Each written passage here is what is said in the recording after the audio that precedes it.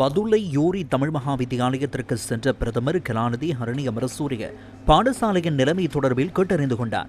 இதன்போது பாடசாலை வளாகத்துக்கு சென்ற கிராம மக்கள் தங்களை பாதுகாப்பான இடத்தில் குடியமர்த்துமாறு கேட்டுக் கொண்டனர்.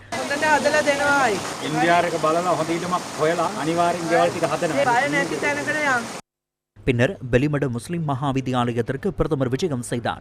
இதன்போது பாடசாலை மாணவர்களுடன் கலந்துரையாடிய பிரதமர் பிரதேச மக்கள் எதிர்நோக்கும் பிரச்சினைகள் தொடர்பில் கேட்டறிந்து கொண்டார். பெருந்தோட்ட மற்றும் சமூக உட்கட்டமைப்பு அமைச்சர் சமந்த வித்யாரத்னவும் பிரதமரின் இந்த விஜயத்தின் போது பிரசன்னமாகியிருந்தார். பதுளை மீகஹாகியுள்ள தேசிய பாடசாலைக்கும் பிரதமர் இன்று காலை விஜயம் செய்தார். டிட்வா சூறாவளியினால் குறித்த பாடசாலையின் கட்டடங்களுக்கு பாரிய பாதிப்பு ஏற்பட்டிருந்தது. பின்னர் பிரதமர் மீகஹாகியுள்ள யோது உள்பத்த கிராமத்தில் உள்ள பிபென கெகுலு ஆரம்ப பாடசாலைக்கும் சென்றார். மரம் முறிந்து வீழ்ந்தமையினால் பாடசாலை கட்டடத்திற்கு சேதம் ஏற்பட்டிருந்தது.